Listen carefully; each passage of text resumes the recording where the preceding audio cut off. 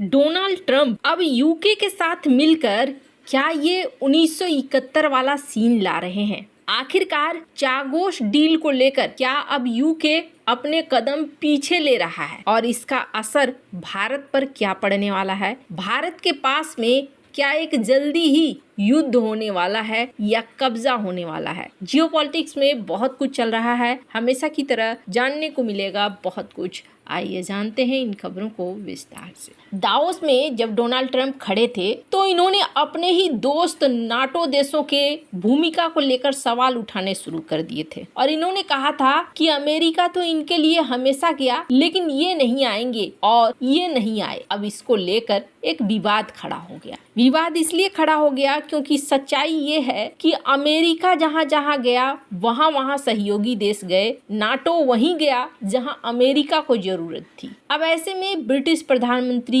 कीर Starmer ने आपत्ति दर्ज की, प्रिंस ने आपत्ति दर्ज की और कहा कि हमने अपने दोस्तों को खोया है। इन्होंने कहा कि अफगानिस्तान में 457 ब्रिटिश सैनिक महायोद्धा थे जो मारे गए। ब्रिटिश प्रधानमंत्री कीर स्टारमर ने ट्रंप के दावों को अपमानजनक के साथ साथ ये भी कह दिया कि ये बहुत भयावह है। उन्होंने साफ किया कि ब्रिटिश सैनिकों ने अफगानिस्तान में अमेरिकी सेना के साथ कंधे से कंधा मिलाकर लड़ाई लड़ी। स्टारमर ने ट्रंप के साथ बातचीत में इस मुद्दे को प्रमुखता से उठाया और उन 457 सैनिकों की याद दिलाई जिन्होंने सर्वोच्च बलिदान दिया था। ब्रिटिश पीएमओ ने जोर देकर कहा कि इन वीरों के बलिदान को कमतर करना ये गलत और दुखद है। जब विवाद बढ़ता हुआ दिखने लगा और ट्रंप को गलती समझ में आई तो सोशल मीडिया पर इन्होंने गलती सुधारने की कोशिश की। ये ट्वीट किया और क्या ट्वीट किया, यूनाइटेड किंगडम के सैनिक अत्यंत बहादुर हैं और हमेशा अमेरिका के साथ खड़े रहे हैं। उन्होंने अफगानिस्तान में जान गंवाने वाले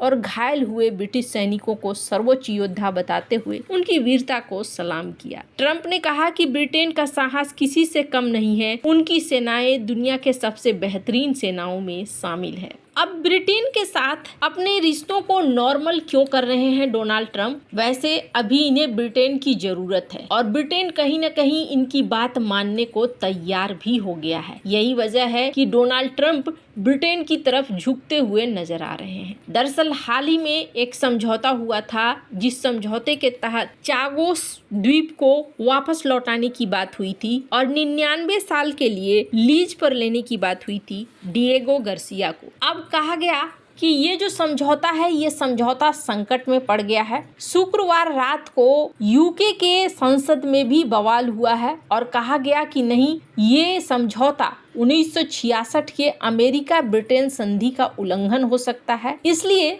कहा गया कि सरकार ने सोमवार को हाउस ऑफ लॉर्ड्स में बहस के लिए निर्धारित बिल को वापस ले लिया। सरकार ने पुष्टि की कि इस समझौते को हम अभी मंजूरी नहीं दे सकते हैं। इस मंजूरी के लिए अमेरिका की सहमति जरूरी है, नहीं तो 1966 के संधि में संशोधन नहीं हो सकता है। व्हाइट हाउस के अधिकारी ट्रंप को ये कह रहे हैं कि नहीं, इस बदलाव को नहीं करना है और इस समझौते को तोड़ दीजिए। ब्रिटेन चागोस द्वीप समूह को मॉरिशस को सौंपना चाहता है लेकिन डिएगो गार्सिया सैन्य अड्डे को पट्टे पर वापस लेना चाहता है। ये अड्डा 1970 के दशक में बनाया गया था और ब्रिटिश और अमेरिकी सेनाओं द्वारा उपयोग किया जाता है। वैसे अमेरिका की राष्ट्रीय सुरक्षा के लिए ये काफी महत्वपूर्ण माना जाता है लेकिन इसके लिए 1966 की संधि को बदलना या रद्द करना जरूरी है। अब यहाँ पर यूके हाथ अपने पीछे खींच रहा है और अमेरिका का कहना है कि मॉरिशस की संप्रभुता को स्वीकार नहीं करेंगे। अधिकारी जो ये कह रहे हैं कि 1966 की संधि को आप नहीं तोड़िए, नहीं तो अमेरिका की सुरक्षा को खतरा हो जाएगा। और ट्रंप ने यूके के काम को महामूर्खतापूर्ण कहा। अब इसलिए क्योंकि मॉरिशस चीन का सहयोगी है ये कहा जा रहा है। ट्रंप की आलोचना के अलावा अमेरिका के पूर्व सेना, नौसेना, खुफिया नेताओं ने कहा कि ये समझौता डिएगो गार्सिया अड्डे को स्वाभाविक रूप से कम सुरक्षित कर देगा। अब अमेरिका अपनी सुरक्षा के लिए आगे बढ़ा चला जा रहा है। ऐसे में ये चाहते हैं कि किसी भी तरीके से चागोस द्वीप को न दिया जाए। अगर चागोस में चाइना की एंट्री हो जाती है तो चाइना चागोस द्वीपों के आसपास सबमरीन्स को तैनात कर सकता है, पनडुब्बियों को तैनात कर सकता है, जो ठीक वैसा ही हो जाएगा जैसा कि क्यूबा में हुआ है। क्यूबा क्राइसिस फिर से खड़ी हो सकती है। अब अमेरिका ब्रिटेन की साझेदारी को सभी जानते हैं। जो अमेरिका कहेगा वही ब्रिटेन करेगा भी, और यूके ने ये कहना भी शुरू कर दिया है कि हम एक बार फिर से समझेंगे और फिर उसके बाद आगे बढ़ेंगे। लेकिन चागोस द्वीप का जब समझौता हुआ था तो भारत बहुत खुश हुआ था, और भारत कहा जाता है कि भारत ने यूके को प्रोत्साहित भी किया था कि चागोस द्वीप आप दे दो। मॉरिशस के साथ भारत के संबंध छिपे हुए नहीं हैं,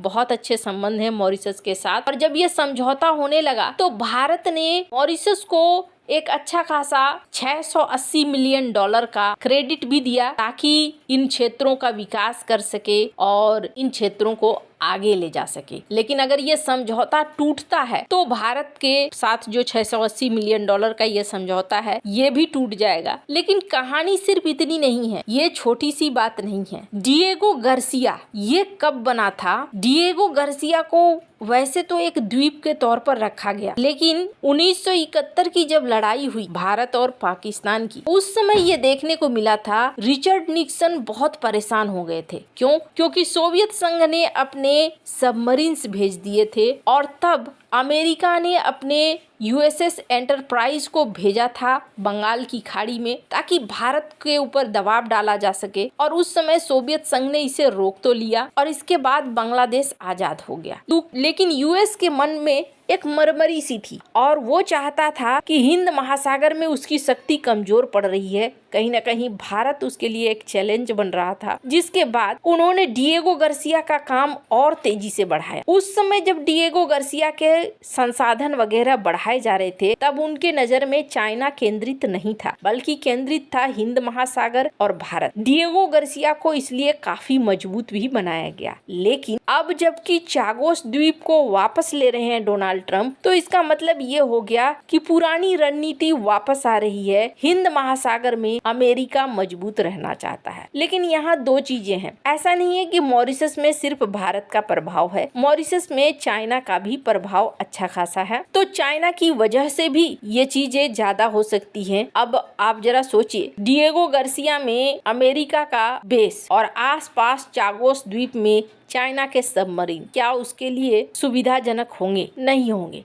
लेकिन हाँ, भारत के लिए भी एक चैलेंज है। भारत को अमेरिका के साथ संबंधों को मजबूत रखना होगा। अगर अमेरिका के साथ संबंध मजबूत नहीं रहे तो हिंद महासागर में एक और शत्रु खड़ा रहेगा और भारत को फिर अपने बचाव के लिए ज्यादा तैयारी करनी पड़ेगी। कहीं न कहीं अगर अमेरिका की रणनीतियों को देखें तो अमेरिका की रणनीति ऐसी है कि हर जगह हम मजबूत रहें, खुद मजबूत रहें, और ऐसे में अमेरिका दुनिया भर में अपने बेस के जाल बिछाना चाहता है। आपको क्या लगता है इन सब मामले में? आपकी क्या राय है? कमेंट कर जरूर बताएं। जल्द मिलते हैं अगले वीडियो में नई खबर के साथ।